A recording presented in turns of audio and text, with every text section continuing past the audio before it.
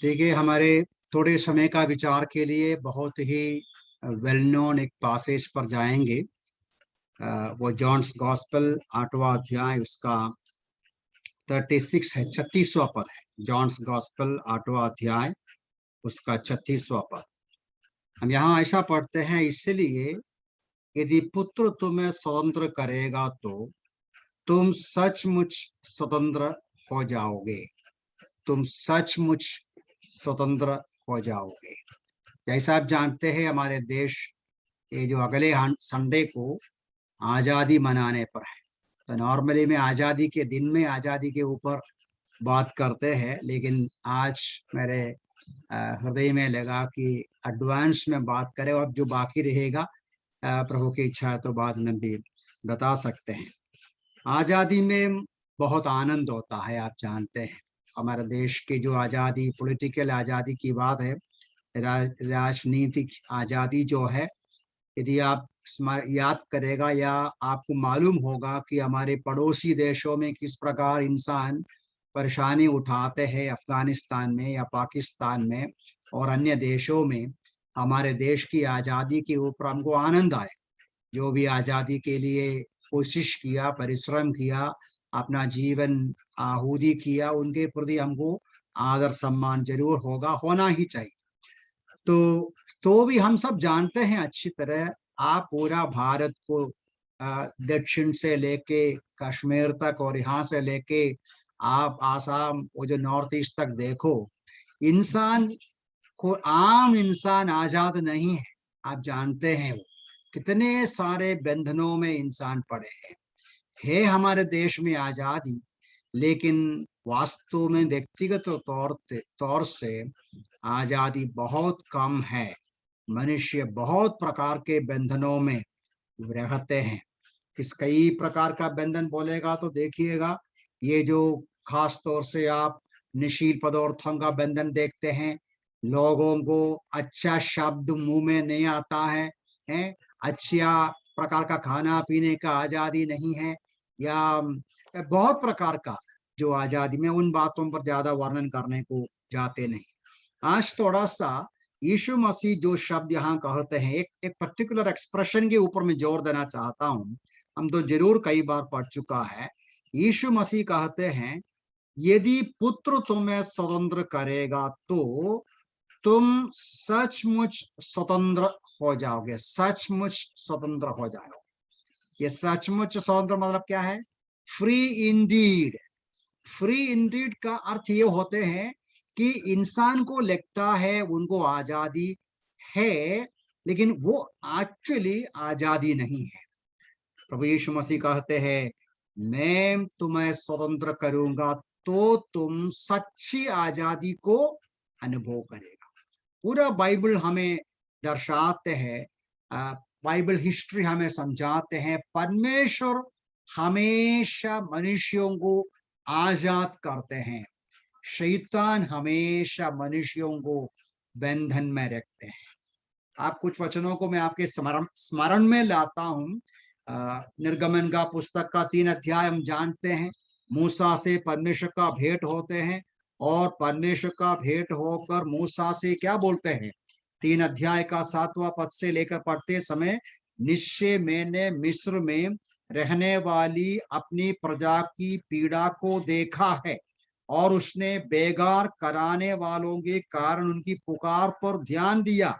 और नीचे पढ़ते हैं 8वां पद में, मैं उतर आया हूं कि उनको मिस्रियों के हाथों से छुड़ाऊं। तो परमेश्वर अपने लोगों का बंधन पर ध्यान देते हैं।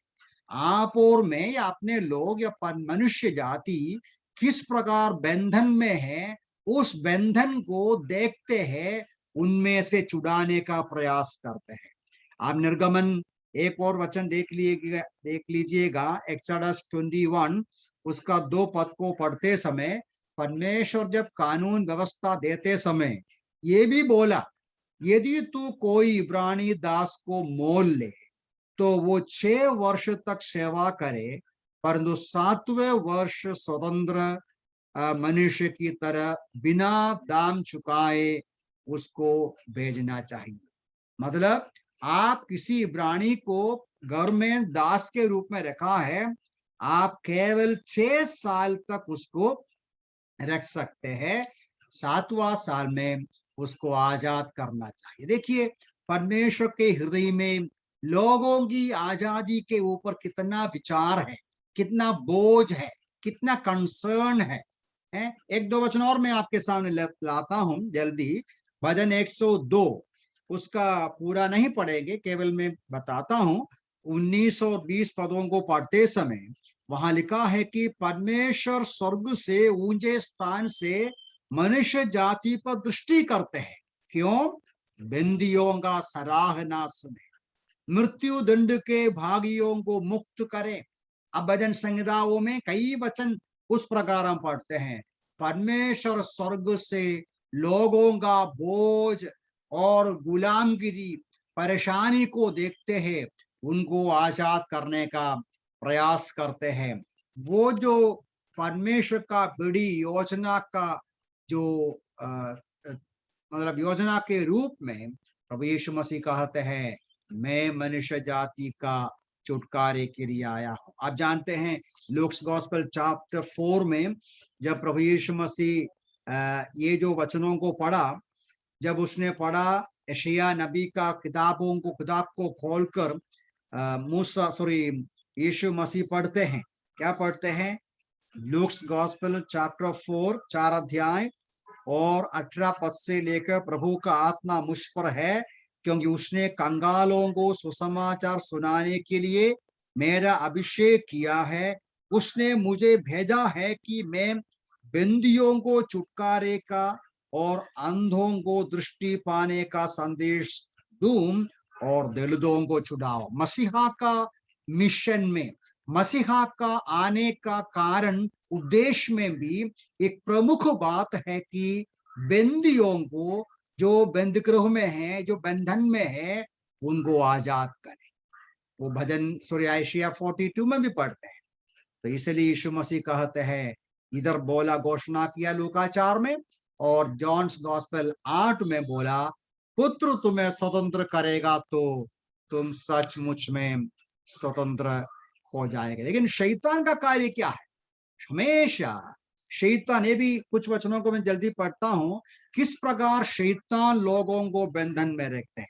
मैंने केवल एक क्या बोलते हैं, एक आउटलाइन जैसा देखा कि किस प्रकार परमेश्वर आजाद करते हैं, लेकिन उसी समय शैतान इंसानों को बंधन में रखते हैं। लूक्स गॉस्पेल 13 देखिए, वहां हम एक स्त्री के बारे में पढ़ते हैं जिसको मंदिर में यीशु ने पाया। वो जो लूक्स गॉस्पेल 13, लूका 13वां अध्याय उसका 16वां पद को देखिए, वहां क्या लिखा है। वहां यीशु मसीह पूछते हैं या कहते हैं, ये स्त्री इब्राहिम की बेटी है जिससे शैतान ने 18 वर्ष की लंबी अवधि तक बांध रखा था। इसे इस बंधन से छुड़ाया जाना क्या सबत के दिन में आवश्यक नहीं? मैं उसका पीछे आगे अभी जाते नहीं, लेकिन यहाँ एक स्त्री के संबंध में लिखा है कि वो उनके संबंध में 18 साल शैतान बांध कर रखा था, दुष्ट आत्माओं का ताकत से बांध कर रखा था। समझना मुश्किल हो। और भी आप जानते हैं मरकुस का सुसमाचार उसका 5वां अध्याय में वो जो 2 लोग जो गदरा में यीशु ने पाया, उनके अंदर भी दुष्टात्माएं थे। बहुत सारे दुष्टात्माओं का झुंड उसको कब्जा करके रखा था। तो इसलिए ये बात को हम वचन में पढ़ते हैं कि परमेश्वर आजाद करने वाला है, शैतान बंधन में डालने वाला है। वो बंधन से आजाद करने के लिए प्रभु यीशु मसीह आया। अभी हमेशा शैतान स्वयं किसी को बंधन में रखता नहीं। अभी आप सोचेगा ये तो हम सब जानते हैं, अच्छी बात है, नहीं, ये मैं नई बातें नहीं बोलता, जाने जो एकदम वेल नोन वचन ही बोलता हूं। ये जो कॉन्टेक्स्ट में शैतान हमेशा हमको या मनुष्य जाति को दुष्टात्माओं का इस्तेमाल करके ही हमेशा बांध कर रखते रहे। आप एक वचन और देखिएगा, 2 तिमोथी उसका 2 अध्याय 26वां पद। 2 तिमोथी 2 अध्याय उसका 26वां पद को देखिए। 2 तिमोथी चैप्टर 2 वर्स 16, उधर लिखा है कि सॉरी 26 2 तिमोथी 2 अध्याय उसका 26वां पद, सचेत होकर शैतान के फंदे से बच निकले, जिसने उन्हें अपनी इच्छा पूर्ण करने के लिए बंदी बना रखा है। देखो, शैतान फंदे डालते हैं। तो शैतान का, परमेश्वर का दुश्मन ही हमारा दुश्मन, सुसमाचार का दुश्मन शैतान दुष्टात्माओं का इस्तेमाल करके बंधन में रखते हैं। उसके अलावा इंसानों को फंदे में डालते हैं। आपको मालूम है फंदा क्या होते हैं? फंदा मतलब ये है ट्राप। ट्राप ये है, आपको लगेगा नहीं कि फंदा है, ऐसा है तो आप ट्राप में गिरेगा ही क्या? नहीं गिरेगा। शैतान ऐसा कार्य करते हैं, हमको लगेगा एवरीथिंग इज ओके, सब कुछ सही है, अच्छा है, ये विचार में शैतान हमको बंधन में रखेगा, मनुष्यों को बंधन में रखता है। अब ये कैसा बंधन में रखते हैं? एक वचन और मैं पढ़ूंगा, 2 पत्रस उसका 2 अध्याय 19वां पद को देखिए, उधर भी इस बात का सूचना है। 2 पत्रस 2 अध्याय उसका 19वां पद, ये उन्हें स्वतंत्र करने का वचन देते हैं, जबकि स्वयं भ्रष्टता का दास है, क्योंकि मनुष्य जिसे हार जाता है उसी का दास बन जाते हैं। पत्रस कहते हैं शैतान का षड्यंत्र ये है, आजादी का घोषणा करते हैं, आजादी का प्रॉमिस करते हैं, आजादी का वायदा करते हैं। मनुष्य जाति आजादी है सोच कर चले जाते हैं, फंदे में गिर जाते हैं। आदम हव्वा से बात करते समय शैतान क्या बोला? आपके आंखें खुल जाएंगे, आप आजाद हो जाएंगे, आप सब कुछ देखेगा, आप समझदार बन जाएगा, आप बहुत ऊंचे जगह में जाएगा। झूठ बोलकर फंदे में शैतान इंसान को अपने फंदे में रखते हैं। किन किन बातों में, किन किन प्रकार के बंधनों में रखते हैं? देखिए, ध्यान देना है। मैं आगे बढ़ रहा हूं धीरे धीरे। इस बात को मैं जो सुनते हैं विश्वासित तो है, बात सही है, लेकिन मैं जनरल रूप से लेता हूं, थोड़ा सा ध्यान से सुनिएगा। शैतान मनुष्य जाति को फंदे में डालते हैं। किस प्रकार? विभिन्न प्रकार के बंधनों में डालते हैं। दुष्टात्माओं को हमेशा इस्तेमाल नहीं करते, बहुत कम इस्तेमाल करते हैं। कई बार शैतान इंसानों को ऐसे बंधनों में डाला है कि मनुष्यों को लगता नहीं है कि बंधन है। वो सोचता है आजादी है, वो सोचता है ये ऊंचा श्रेणी है, यह अच्छी बात है, उत्तम बात है। नंबर 1 में जाएंगे, शैतान किन किन प्रकार मनुष्यों को बंधन में रखते हैं। वो है जो हम पहले पढ़ा, यूहन्ना 8 का अध्याय उसका 34 को देखिए। उसका 34 एक्चुअली उसका 31 से पढ़ना चाहिए। 31 से मैं पढ़ूंगा, ध्यान से आप देख लीजिएगा। यीशु मसीह किससे बात कर, पहले 34 को देखिए। यीशु ने उनको उत्तर दिया, मैं तुमसे सच सच कहता हूं, हर एक जो पाप करता है पाप का दास है। याद है पत्रस ने क्या बोला? जो बात पर इंसान पराजित होते हैं, जो विषय पर पराजित होते हैं, उसका दास है। वो एक जनरल स्टेटमेंट है, लेकिन यहां यीशु मसीह साफ तरीके से कहते हैं पाप का दास है जो पाप करते हैं। ये पाप करने वाला पाप का दास है। यदि आप गहराई से अध्ययन करेगा तो जो वहां करता है जो शब्द है, उसका मतलब है सोच के, समझ के, विचार करके एक लाइफस्टाइल के रूप में, जीवन के तरीका के रूप में करते रहते हैं, वो पाप का दास है। अब ये किन से बात करता है? यीशु मसीह यहां किससे बात किया? 31 पद में देखो, 31 पद में लिखा है कि उन यहूदियों से बात कर रहे थे जो यीशु पर विश्वास किया। विश्वासियों से बात कर रहे थे। विश्वासियों से बात कर रहे थे जो यीशु पर विश्वास किया। आपके मन में सवाल अभी आएगा, ठीक है, विचार रखिए, सवाल रखिए, बाद में जवाब देंगे। लेकिन यहां साफ तरीके से लिखा है, विश्वास किया बहुतों ने, 30वां पद में, और जो विश्वास किया हुआ लोगों से यीशु बात करते हैं। यीशु ने क्या बोला? यदि तुम मेरे वचन में बने रहोगे तो सचमुच मेरे चेले ठहरोगे और व्यक्ति सत्य को जानोगे, सत्य तुम्हें स्वतंत्र करेगा। तब वो लोग क्या बोलता है? हम इब्राहिम के वंशज हैं, हम छोटा मोटा लोग नहीं है, तुम क्या समझता है? हम इब्राहिम के वंशज हैं, हमारा पापा इब्राहिम है, हम बड़े लोग हैं। और क्या बोला? हम किसी का दास नहीं हुए हैं, तो फिर तू कैसे कहते हैं कि तुम स्वतंत्र हो जाओगे? अब यहां यीशु का जवाब है, मैं सच सच कहता हूं, जो पाप करता है पाप का दास है। दूसरे शब्दों में, तुम पाप का दास है। अभी यहां से क्या समझते हैं प्यारे भाई बहन? सुनिएगा, शैतान कितना चालाकी से इन यहूदियों को पाप का बंधन में डाला। लेकिन वो क्या दावा करते हैं? हम कोई बंधन में नहीं, हम इब्राहिम के संतान हैं, हम आजाद हैं। आजाद है क्या? और वहां ऐसा शब्द कहा, हम किसी के दास नहीं हुआ। एकदम झूठ है। या तो उनका अज्ञानता है या जानबूझ के झूठ बोलते हैं।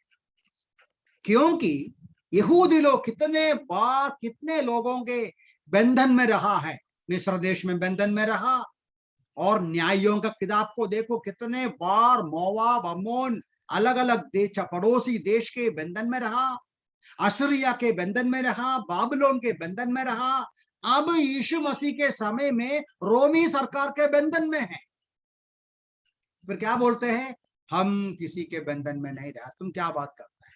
ये है शैतान का चालाकी। मनुष्य जाति पाप के बंधन में रहने के बावजूद भी उनका बंधन का महसूस नहीं करता। कितना भयंकर परिस्थिति है। बुराई, पाप, बुरी आदत, बुरे स्वभाव, पाप कैसा भी हो सकता है। शब्दों का पाप हो सकते हैं, कार्यों का पाप हो सकते हैं, नजर का पाप हो सकते हैं, विचारधारा का पाप हो सकते हैं। जो भी घृणित पाप, बुराई, गंदगी, इसके बंधन में रहते हैं, लेकिन महसूस नहीं करता। ऐसा क्यों महसूस नहीं करता? इसका मतलब यह है कि पाप के गड्ढे में डूब गया। देखिए, आप एक बकेट भर के पानी उठाओ, कितना वजन होगा? बहुत वजन होता है ना। एक बकेट है ना, बकेट, बाल्टी, एक बाल्टी पानी आप उठा लो, थोड़ा सा उठा के ले चलो, बहुत वजन लगेगा, भार लगेगा। लेकिन आप एक कुआं में या नदी में या समुद्र में डूब जाओ, आपके ऊपर हजारों बकेट पानी है, आपको बोझ लगेगा? वजन लगेगा? नहीं लगेगा। क्यों? अब डूब गए। ये है पाप की बात। जो पाप में डूब गया, जो पाप में डूबा हुआ जिंदगी बिताते हैं, पाप का बोझ और बंधन का महसूस नहीं करता है। ये शैतान का भी चालाकी है। शैतान हमेशा नहीं, चलेगा, वो तो सब करते हैं, उसमें क्या है, वो करता है, ये करता है, उसमें कुछ नहीं। हमारे मन में मान लो कभी कभी, अरे ये बुरा है, नहीं नहीं नहीं, ऐसा करता है, उसमें भी करना। मेरे प्यारे भाई बहन, शैतान का बड़ी चालाकी है। वो हमको बंधन में डालता है। परमेश्वर आजाद करते हैं, यीशु मसीह आजाद करते हैं, शैतान बंधन में डाल देते हैं चालाकी से। मैं रोमियो की पत्री से भी एक वचन पढ़ना चाहता हूं। रोमियो की पत्री में इसके संबंध में, रोमियो की पत्री उसका 6 अध्याय 17-18 पद, वहां भी इस बात को हम लोग पढ़ते हैं, इसी प्रकार की बातें। पाप किस प्रकार मनुष्यों को बंधन में रखते हैं। रोमी 6 उसका 17-18, परंतु परमेश्वर का धन्यवाद हो कि तुम जो पाप के दास थे अब हृदय से उस प्रकार की शिक्षा के आज्ञाकारी होगे जिसके लिए तुम समर्पित हो। तुम पाप से छुड़ाए जाकर धार्मिकता के दास गए हो। और 19 भी ओके, उधर पढ़ते हैं कि परमेश्वर का धन्यवाद जो पाप के दासों को यीशु मसीह में विश्वास करने के द्वारा हमको छुटकारा मिलते हैं। 7 का 24 भी देखिए, 7 का 24 पौलुस प्रेरित घोषणा करते हैं, परमेश्वर का धन्यवाद हो, मैं कैसा अभागा मनुष्य हूँ, इस मृत्यु के देह से कौन छुड़ाएगा, हमारे प्रभु यीशु मसीह के द्वारा। परमेश्वर का धन्यवाद। मैं आगे बढ़ना चाहता हूं। मैं यह बताने का प्रयास कर रहा था कि शैतान किस प्रकार चालाकी से मनुष्य जाति को पाप के बंधन में डालते हैं। और भी एक बंधन है जिसके बारे में वही लूका रे सुसमाचार 13वां अध्याय से देख सकते हैं। लूक्स गॉस्पेल 13वां अध्याय, एक और प्रकार का बंधन, जिस प्रकार का बंधन मनुष्य जाति सामना करते हैं लेकिन वो महसूस नहीं करता।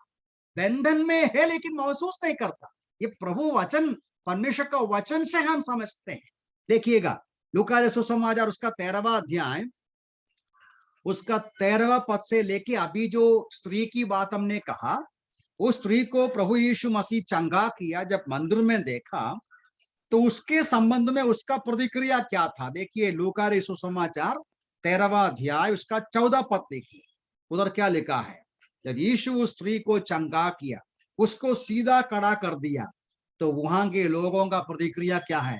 तब आराधनालय का अधिकारी इस बात से क्रुद्ध होकर यीशु ने शब्द के दिन रोगी को चंगा किया, भीड़ से कहने लगा, 6 दिन है जिनमें काम करना चाहिए, उन्हीं दिनों आकर चंगा हो जाओ, और शब्द के दिन नहीं।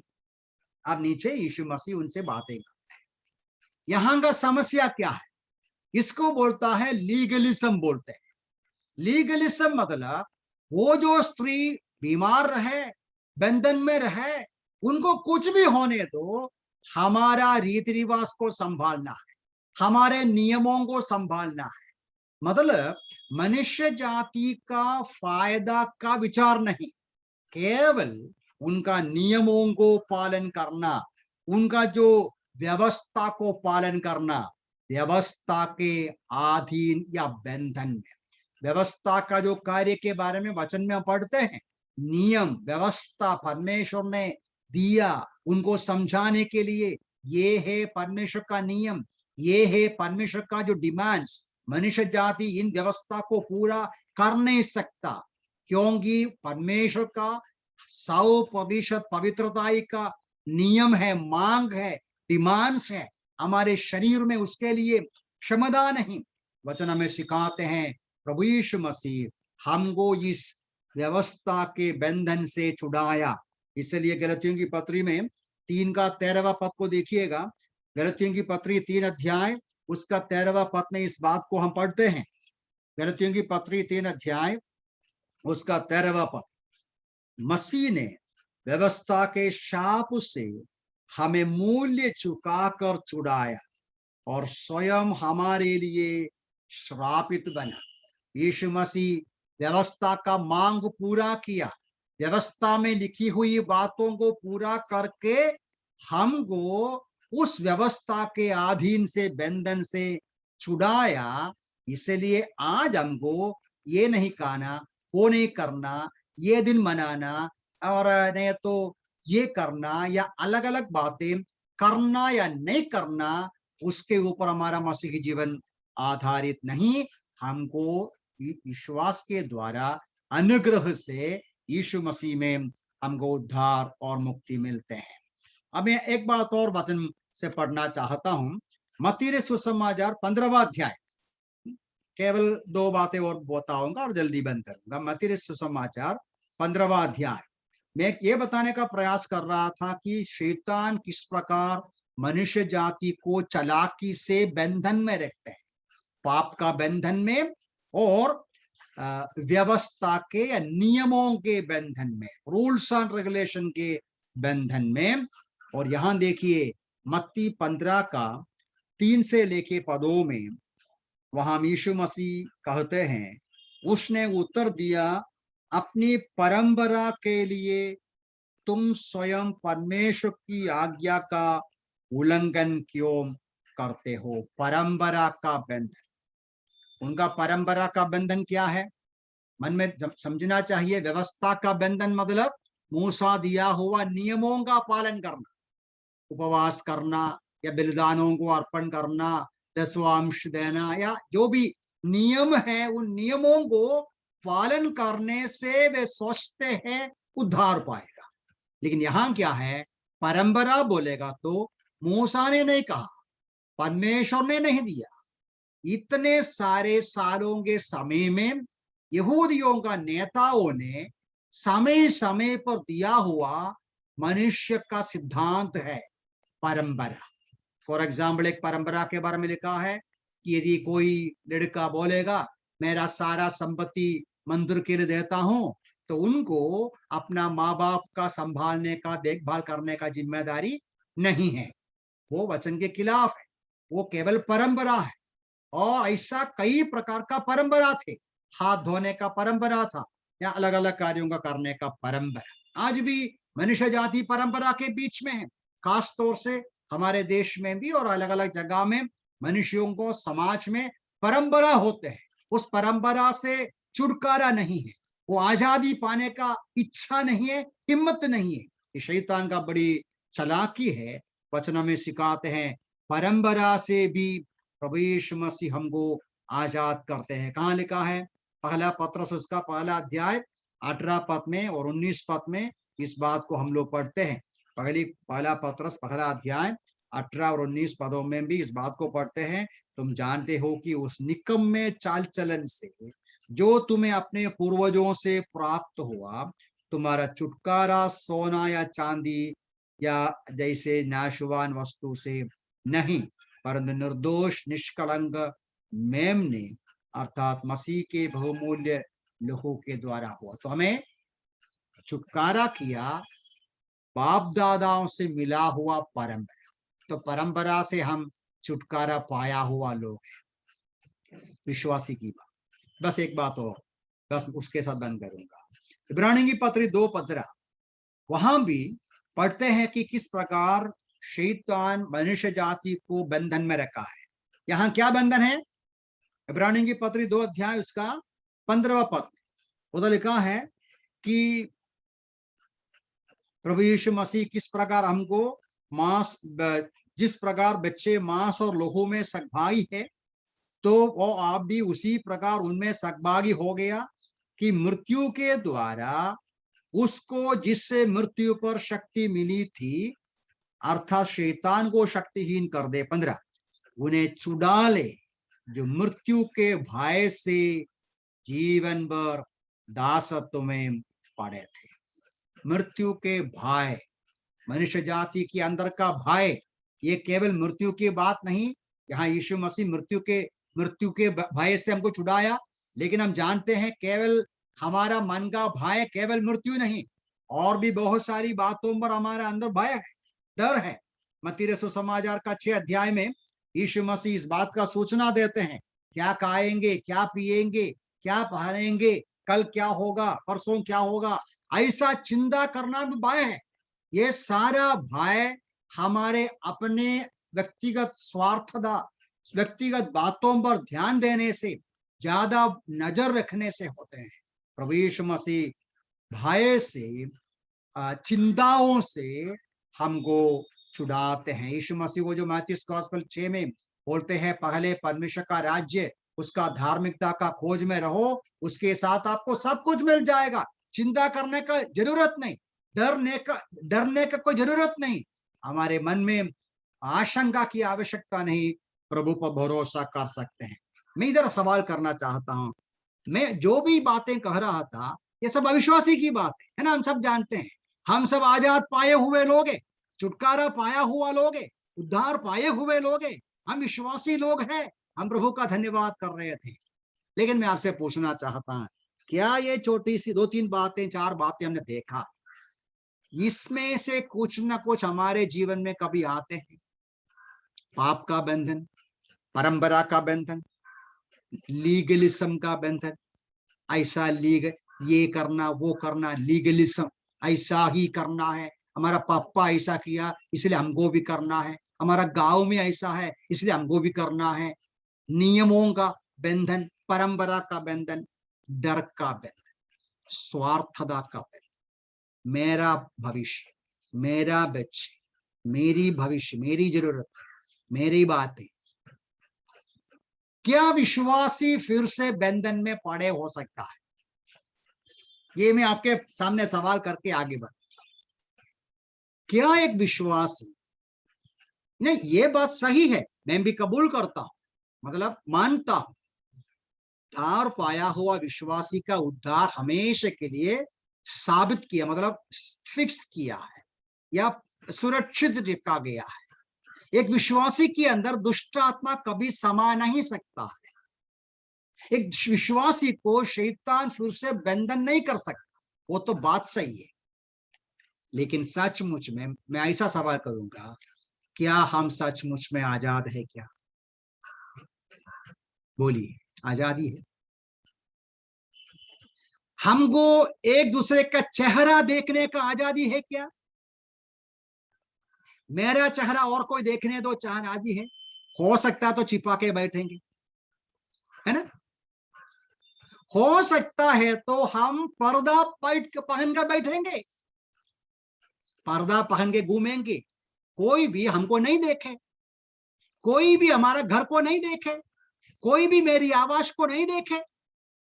हिम्मत नहीं घर दिखाने को, हिम्मत नहीं चेहरा दिखाने को, हिम्मत नहीं फेस टू फेस बात करने को, हिम्मत नहीं हृदय खोलने को, छिपा कर रखते हैं। आजादी नहीं, बंधन में है।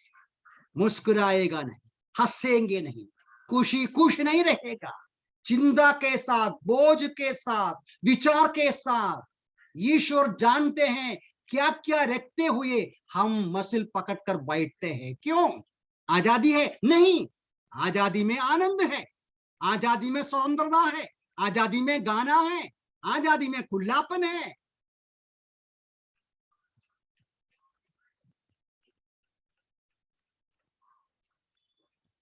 विश्वासी तो है हम लोग, आजादी को अनुभव करना चाहिए। सचमुच में आजाद है तो वो आजादी शब्दों में, व्यवहार में, भावनाओं में देखेंगे, रहेंगे। नहीं भाई बहन, नहीं भाई बहन, कई बार हम आजाद नहीं है। हृदय के अंदर ईश्वर जानने में, मैं ऐसा बोलना अच्छा नहीं, मतलब मैं किसी का हृदय नहीं जानता, लेकिन मेरा हृदय तो मैं जानता हूं। कड़वापन देखते हुए, शक रखते हुए, सवालों को रखते हुए, नफरत को रखते हुए, शंकाओं को रखते हुए, आशंकाओं को रखते हुए, प्रेजुडिस को रखते हुए, कैसे आजादी मिलेगा? आजादी के लिए सब कुछ फेंकना चाहिए, सब कुछ प्रभु के हाथों में समर्पण करके आ जाता। यदि किसी भी एक इंसान से मन के अंदर क्षमा नहीं किया है, आजादी नहीं रह सकता। मतलब हम क्षमा मांगना अलग बात, क्षमा करना अलग बात। यदि किसी भी दुख की बात मन में रखा है, आजादी मिलेगा? नहीं मिलेगा। हमारे विवेक में किसी प्रकार का कलंक है, आजादी मिलेगा? नहीं मिलेगा। तो उद्धार पाया हुआ विश्वासी को यीशु मसीह आजाद किया। देखो गलतियों की पत्र में एक वचन है ना, गलतियों की पत्री 5वां अध्याय का पहला पद में, कॉन्टेक्स्ट अलग है लेकिन हमेशा पढ़ना अच्छा है। मसीह ने स्वतंत्रता के लिए हमें स्वतंत्र किया, इसलिए दृढ़ रहो, दासत्व के जुए में फिर न जूते। ये वचन क्या सिखाते हैं? मसीह ने हमको स्वतंत्र किया, उद्धार पाया, परमेश्वर का संतान हो गया, आजाद तो किया, तो भी संभव है फिर से हम उस बंधन में फंस जाए। क्योंकि शैतान हमेशा चालाकी से हमको फंदे में डालने का प्रयास करते हैं। हाँ, वो तो ठीक है, हमारा उद्धार को वो ले नहीं सकता, प्रभु से दूर नहीं कर सकता, अब प्रभु का वो जो संबंध से हमको हटा नहीं सकता, हमको नरक में ले जा नहीं सकता, लेकिन सच्ची आजादी का आनंद से वंचित रह सकते हैं। ऐसा है तो हम दुखी, निराश, कड़वापन, विभिन्न प्रकार का नकारात्मक भावना के साथ हम रहेंगे, मन में, परिवार में आशीष उसे नहीं मिलेगा। इसके लिए क्या करना है, जल्दी 2-3 बातें बोलता हूं और बंद करता हूं। जॉन्स गॉस्पेल 8वां अध्याय जो पढ़ रहा था, वही वचन में यीशु मसीह ने कहा है, 8वां अध्याय का 31 में क्या बोला, तुम मेरे वचन में सत्य तुम जानोगे, सत्य तुम्हें स्वतंत्र करेगा। मतलब हमको जानना चाहिए प्रभु ने हमें किन किन प्रकार की आजादी दिया है। इसलिए हम लोग वचन पढ़ते हैं, इसलिए हम लोग वचन का अध्ययन करते हैं, इसलिए हम लोग वचन का गहराई का स्टडी करते हैं। वचन का स्टडी करने के द्वारा हम समझेगा कि प्रभु ने मेरे लिए ऐसा ऐसा कार्य किया है, वो हमारे मन के अंदर एक आजादी का अनुभव लाएगा। आजादी की सच्चाई अलग बात है, अनुभव अलग बात है। और 36वां पद में यीशु मसीह ने ऐसा कहा, फिर से पढ़ता हूं, मैं तुम्हें स्वतंत्र दूंगा, पुत्र तुम्हें स्वतंत्र करेगा। प्रभु यीशु मसीह के अलावा आजादी पाने का कोई मार्ग नहीं। मतलब प्रभु के करीब आना है, प्रभु से मांगना है, प्रभु के नजदीक आना है, प्रभु हमारे हृदय में जीने देना है, प्रभु हमारे हृदय में अधिकार करना है, प्रभु के अधीन में हम हो जाना है, तो हम आजादी को सचमुच में अनुभव करेगा। और एक वचन भी वही रोमियों की पत्री से पढ़ेंगे, रोमियों की पत्री 6 अध्याय थोड़ी देर पहले हमने पढ़ा, वही पासेज के पीछे रोमन्स 6 अध्याय रोमियों की पत्री, उसका 17 और 18 को पढ़िएगा। फिर से पढ़ता हूँ, 6, 17, 18 रोमी 6 का। उधर लिखा है, परंतु परमेश्वर का धन्यवाद हो कि तुम जो पाप के दास थे, अब हृदय से उस प्रकार की शिक्षा के आज्ञाकारी हो गए। क्या पढ़ा? शिक्षा के आज्ञाकारी हो गए, जिसके लिए तुम समर्पित हुए थे, और तुम पाप से छुड़ाए जाकर धार्मिकता के दास हो गए हो। कैसा धार्मिकता का दास हो गया? वचन का पालन करके। 20वां पद पढ़ता हूं, क्योंकि जब तुम पाप के दास थे तो धार्मिकता की ओर से स्वतंत्र थे। 22 परंतु अब पाप से स्वतंत्र होकर परमेश्वर के दास बनकर तुम्हें ये फल मिला, जिसका परिणाम पवित्रता और जिसका अंत अनंत जीवन है। तो क्या करना चाहिए?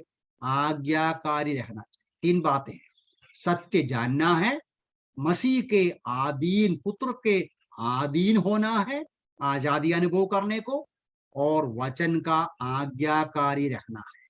जो भी वचन पढ़ते हैं, सीखते हैं, समझते हैं, पालन करना है, पालन करके परमेश्वर के दास बनना है, परमेश्वर की इच्छा पर जीना है, परमेश्वर की आज्ञाकारी रहना है, परमेश्वर के अधीन में होना है, उसके वचन के अनुसार जिंदगी को संभालना चाहिए। उसको बोलता है परमेश्वर का दास।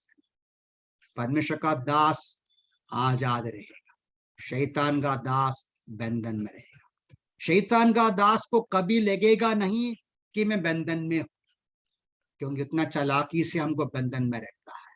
लेकिन परमेश्वर हमको आजादी घोषणा करते हैं और आजाद करते हैं, कभी जब उसके अधीन हम हो जाते हैं। तो मेरी प्रार्थना है और इच्छा है या कामना है, आजादी हमारे देश के लोग मनाते हैं, हम एक दूसरे को इस बात को समझाएं, हमारे पहचान वालों से सुसमाचार यीशु मसीह किस प्रकार सच्ची आजादी देते हैं, और हमारा भी जीवन में एक बार जांच कर देखें, सचमुच में हर रोज सचमुच में हम आजाद हैं।